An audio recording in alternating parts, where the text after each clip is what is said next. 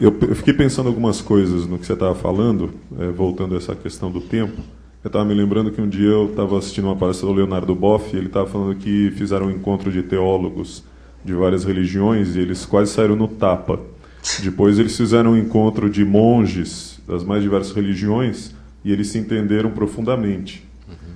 E aí eu estava pensando que a experiência religiosa mais profunda dos monges das diversas religiões é exatamente o que você está falando de tentar sair do tempo, de tentar... Enquanto a gente está preso no tempo, porque a impressão que dá é que a gente está preso, né? Nessa dimensão do tempo que dizem que é a quarta dimensão. E aí eu penso nos estados alterados de consciência, que as tradições mais antigas, aí, xamânicas e tal, tem sempre uma coisa de buscar o estado alterado de consciência, porque nesse estado alterado de consciência você sai do tempo e você tem algum tipo de êxtase, algum tipo de compreensão, mas que quando você volta para o tempo você não consegue explicar isso em palavras. Que é o que eu falava do jejum. E tem dificuldade de escrever. E aí, então todas as tradições buscam isso através de jejum, de ervas, de alimentos, de privações, chás. de sentidos, de chás, de ayahuasca, de alguma coisa desse tipo. Mas que são usadas só para um determinado período, para determinados iniciados, em determinados momentos e tal, e que hoje a gente banaliza tudo isso, vendendo já na esquina, né, a experiência mística e tal. E aí eu queria justamente que você falasse um pouco disso, desse conceito do estado alterado de consciência e como ele pode, na verdade, traduzir mais a experiência religiosa do que todos esses conceitos, e que no fundo, e aí pensando no que você está falando, é uma tentativa de tentar sair desse tempo. E quando a gente tem algum tipo de vislumbre de estado alterado de consciência, é como se a gente tivesse imerso numa coisa que é futuro, é presente, é passado, a gente não consegue definir bem isso. E uma segunda coisa que eu gostaria de que você falasse é o seguinte: você estava falando logo no início da diferença do tempo profano para o tempo sagrado. E o que eu tenho notado hoje, nesses últimos anos, nessa pós-modernidade que a gente vive, é que parece que está havendo uma interpenetração entre essa questão do tempo profano e do tempo sagrado. Porque o tempo sagrado, na verdade, ele não tem muito tempo. Quer dizer, a gente começa a fazer um ritual aqui, a gente vai embora, não pode ficar delimitando, né? Mas a gente não tem tempo mais para viver isso na sociedade de hoje. A gente tem que ligar o computador, se confessar ali pela internet e terminar aquilo e tal. Põe um disco de aguinha. Põe um disco de aguinha ali que tem uma meia hora para fazer aquela meditação e acabou, vai todo mundo embora para casa e tal. Vai trabalhar na bolsa. Exatamente. Tenho mais o que fazer. Então eu tenho 15 minutos... Eu posso tirar 15 minutos do meu dia para viver uma experiência religiosa, uma meditação, não sei o que. O quanto isso tem alguma validade, o quanto isso é uma tremenda neurose do tempo pós-moderno. Olha, essa primeira parte da sua pergunta... Está funcionando aqui? A primeira parte da sua pergunta seria mais teológica no sentido forte da palavra. A segunda parece mais uma questão de prática ou pedagógica.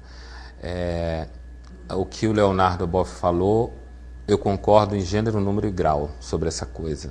De fato, isso acontece, é comum, né?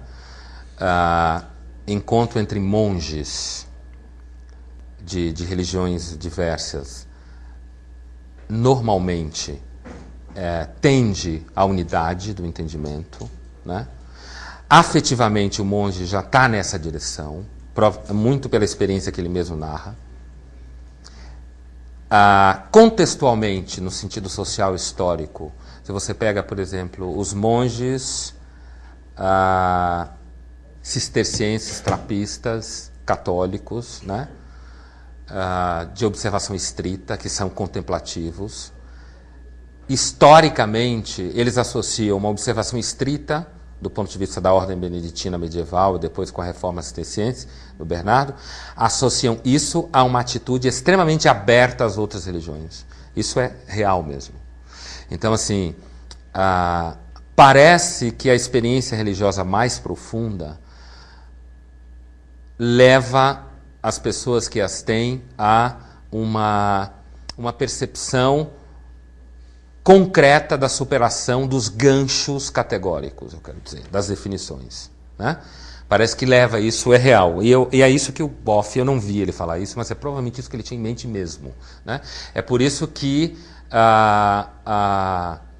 as experiências monásticas, ou as experiências ascéticas radicais, as experiências místicas profundas, abrem o indivíduo para a percepção clara de que, afinal de contas, eu ficar discutindo e batendo na cara de alguém porque ele não acredita em Jesus, ou eu bater na cara de alguém porque ele acredita em Jesus, né? Quer dizer, o problema, na realidade, muito grande é ser para os cristãos, porque, de repente, numa dessas, Jesus vira só um profeta.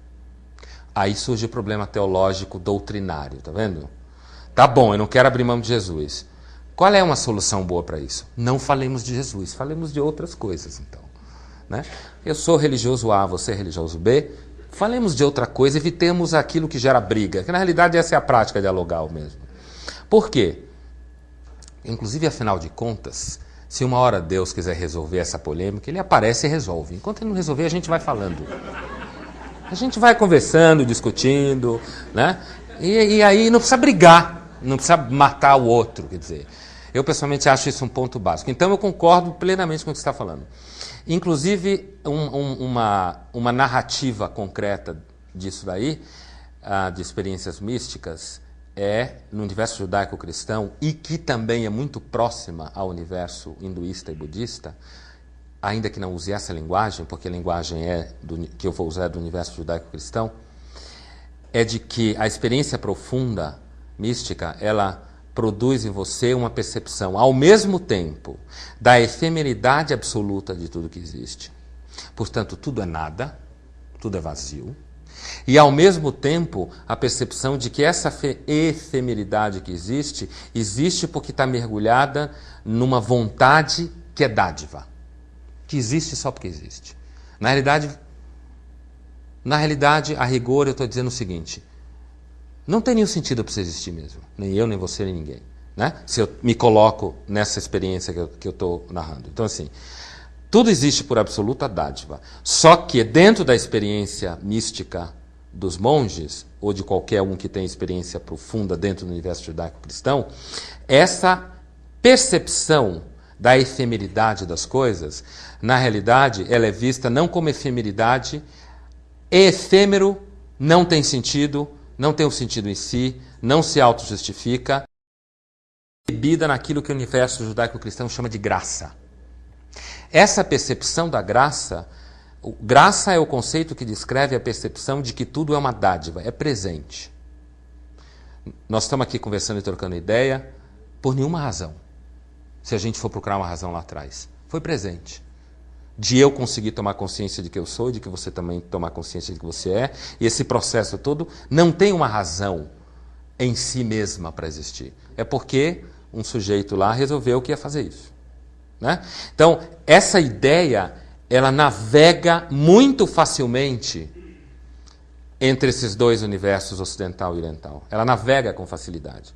Inclusive porque ela gera também, isso principalmente no universo budista, um conceito central no budismo, que é a compaixão. Né? Por quê? Muita gente acha que o budismo é uma religião de cara que eu brincava no começo da fala, que é uma religião chique, né?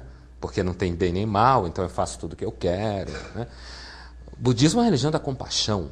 Assim, se você pratica o budismo e não percebeu isso ainda, você não está praticando o budismo.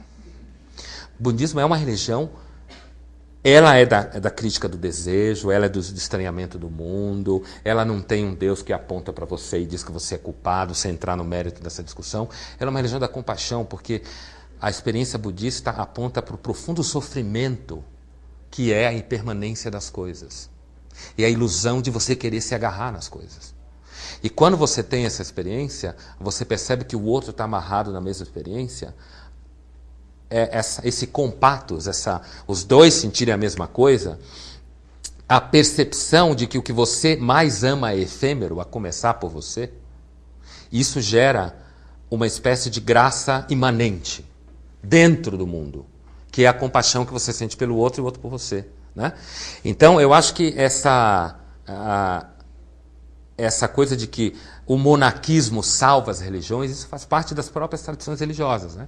Na origem do cristianismo, quando os monges fogem para o deserto, estou falando aqui de século II, né? A Pacômio Antão, quando eles fogem para o deserto do Egito, uma das interpretações mais importantes desse fenômeno, é claro que tem contextos, heranças da religião anterior e tal, é de que o cristianismo foi se romanizando, foi virando religião de Estado, e uns cristãos começaram a perceber que isso era uma fria, entendeu?